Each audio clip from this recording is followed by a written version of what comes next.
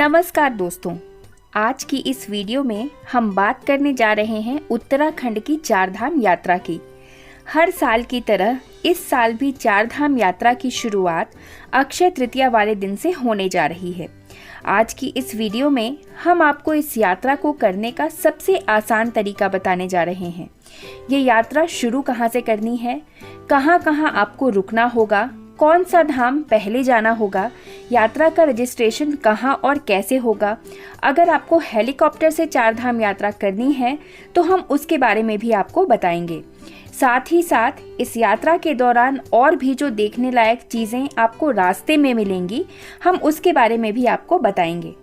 आप चाहें तो अपनी यात्रा स्वयं भी प्लान कर सकते हैं, नहीं तो आप टूर पैकेज भी ले सकते हैं। इन सब चीज़ों के बारे में इस वीडियो में हम देखने वाले हैं। दोस्तों, सबसे पहले ये देखते हैं कि यात्रा आपको शुरू कहाँ से करनी है। चारधाम यात्रा की शुरुआत हरिद्वार से होती है और यमुनोत्री, गंगोत्री, केदारनाथ और बद्रीनाथ धाम होते हुए वापस हरिद्वार में ही खत्म भी हो जाती है। तो सबसे पहले आपको अपनी यात्रा शुरू करने के लिए हरिद्वार आना होगा। हरिद्वार रेलवे स्टेशन देश के सभी बड़े शहरों से जुड़ा हुआ है। चारधाम यात्रा में करीब आपको 8 से 9 दिन का समय लग जाता है। हम हर दिन का रूटीन इस वीडियो में देखेंगे। पहले दिन यात्रा की शुरुआत आप हरिद्वार में हर की पौड़ी में स्नान करके कर सकते हैं। अब हमें सबसे पहले जाना है यमुनोत्री धाम की तरफ। उसके लिए पहले हरिद्वार से बरकोट पहुंचना होता है। बरकोट के लिए हरिद्वार बस स्टैंड से ही बस या टैक्सी आसानी से मिल सकती है। हरिद्वार से बरकोट की दूरी 180 किलोमीटर की है, जिसमें आपका 6 से 7 घंटे का समय लग सकता है। जब आप हरिद्वार से बरकोट की तरफ निकलेंगे तो रास्ते में आपको उत्तराखंड के फेमस साइट सीइंग, मसूरी और केम्प्टी फॉल भी देखने को मिलेंगे। आप चाहें तो यहाँ थोड़ी देर रुक सकते हैं। दोस्तों, पहले दिन आपको कुछ नहीं करना है, बस बरकोट पहुंचकर वहां रुक जाना है। बरकोट में रुकने के लिए आपको होटल, धर्मशालाएं आसानी से मिल जाएंगी। 2,500 से 3,000 रुपए में आप यहाँ होटल में स्टे कर सकते हैं। थोड़ी भीड़ आपको देखने को मिल सकती है, क्योंकि इन जगहों पर ज़्यादा लोग चारधाम की यात्रा की वजह से ही आते हैं और चारधाम यात्रा कुछ समय के लिए ही होती है। अगले दिन हमें बरकोट से जानकी चट्टी के लिए जाना होता है। जानकी चट्टी से ही हमारी यमुनोत्री धाम की यात्रा की शुरुआत होती है। बरकोट से जानकी चट्टी की दूरी 45 किलोमीटर की है, जो कि आप 1.5 से 2 घंटे में तय कर सकते हैं। जानकी चट्टी तक आप बसेस, शेयरिंग टैक्सी या प्राइवेट टैक्सी से भी जा सकते हैं और फिर शुरू होती है हमारी माँ यमुनोत्री के लिए 6 किलोमीटर की पैदल यात्रा। 6 किलोमीटर की पैदल यात्रा के लिए आपको 3 से 4 घंटे का समय लग जाएगा। आप चाहें तो घोड़े और खच्चर का भी इस्तेमाल कर सकते हैं। वहां पहुंचकर आप माता यमुना के दर्शन करिए। ये यमुना नदी का उद्गम स्थान है। दर्शन के बाद वापस ट्रैकिंग करके हमें जानकी चट्टी आना होता है और जानकी चट्टी से वापस बरकोट हमें पहुंचना है। उस रात बरकोट में ही हमें स्टे करना होगा। अगले दिन हमारी यात्रा शुरू होगी माँ गंगा के लिए, यानी कि गंगोत्री धाम के लिए। उसके लिए हमें सबसे पहले बरकोट से उत्तरकाशी जाना होता है। बरकोट से उत्तरकाशी की दूरी कुल 80 किलोमीटर की है। हमें 3 से 4 घंटे का समय लग जाएगा उत्तरकाशी पहुंचने में। उस दिन भी आपको और कुछ नहीं करना है, बस उत्तरकाशी में स्टे करना है। बरकोट से उत्तरकाशी जाते समय भी आपको रास्ते में कुछ फेमस साइट सीइंग देखने को मिलेंगे, जिसमें शिव गुफा और काशी विश्वनाथ मंदिर शामिल है। दोस्तों, अगर आप पब्लिक ट्रांसपोर्ट से जाते हैं तो ये साइट सीइंग आपके मिस हो सकते हैं, क्योंकि बसेस तो अपने स्टॉप पर ही रुकती हैं। अगर आप साइट सीइंग में इंटरेस्टेड हैं तो आपको टूर पैकेज के थ्रू अपनी यात्रा का प्लान बनाना होगा। अगले दिन की हमारी यात्रा उत्तरकाशी से गंगोत्री धाम के लिए होती है।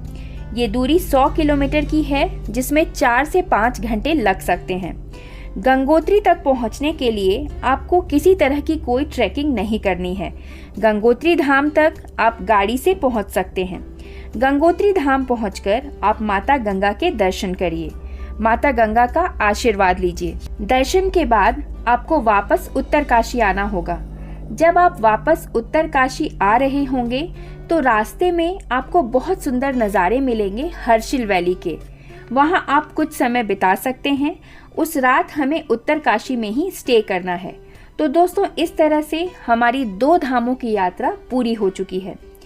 अगले दिन अब हमें केदारनाथ के लिए अपनी यात्रा शुरू करनी है।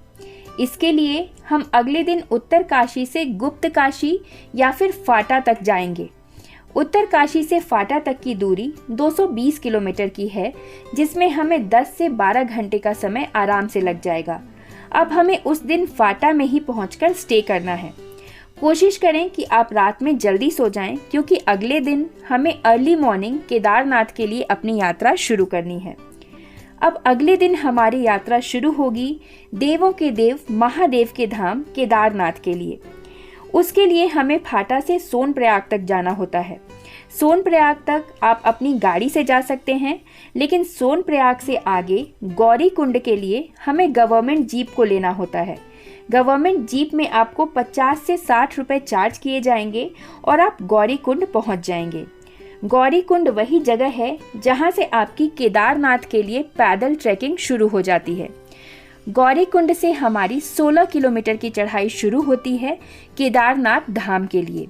ये चढ़ाई थोड़ी कठिन है। आप चाहें तो घोड़े, खच्चर या हेलीकॉप्टर से भी केदारनाथ धाम तक जा सकते हैं। दोस्तों, आप चाहें तो धीरे धीरे आराम से पैदल ट्रैकिंग करते हुए, बाबा का नाम जपते हुए शाम तक पैदल भी केदारनाथ धाम पहुंच सकते हैं।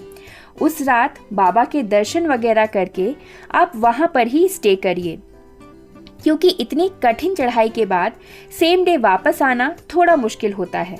केदारनाथ में भी रुकने के लिए आपको काफ़ी सारे होटल्स और धर्मशालाएं मिल जाएंगी। अब अगले दिन यहाँ से वापस आने के लिए ट्रैक करके आपको वापस गौरीकुंड तक आना होगा। गौरीकुंड से गवर्नमेंट टैक्सी लेकर आपको वापस सोनप्रयाग तक जाना होता है। गौरीकुंड से सोनप्रयाग की दूरी तो मात्र 5 किलोमीटर की है, लेकिन लंबी लाइन होने की वजह से काफ़ी टाइम लग जाता है। उस दिन वापस हमें फाटा पहुंचकर सोनप्रयाग में ही स्टे करना है। अब अगले दिन हम सोनप्रयाग से बद्रीनाथ धाम के लिए जाएंगे। हमें इसके लिए अर्ली मॉर्निंग ही निकलना होगा, क्योंकि सोनप्रयाग से बद्रीनाथ धाम की दूरी करीब 220 किलोमीटर की है और इसके लिए करीब 10 घंटे से 11 घंटे का समय लग जाएगा। उस दिन हमें बद्रीनाथ में ही स्टे करना है। अगर आप समय से बद्रीनाथ धाम पहुंच गए हैं, विशाल के दर्शन कर सकते हैं, या अगले दिन सुबह सुबह नहा धोकर भी आप बद्री विशाल के दर्शन कर सकते हैं। बद्रीनाथ दर्शन के लिए आपको कोई ट्रैकिंग नहीं करनी है। बद्रीनाथ दर्शन के बाद वापसी में आप माना गांव विजिट भी कर सकते हैं। दोस्तों, माना गांव भारत का पहला गांव है। यहाँ भी आपको कई देखने लायक चीज़ें मिल जाएंगी, जैसे कि व्यास गुफा, सरस्वती मुख, भीम पुल, वसुंधरा वाटरफॉल एक्सेट्रा।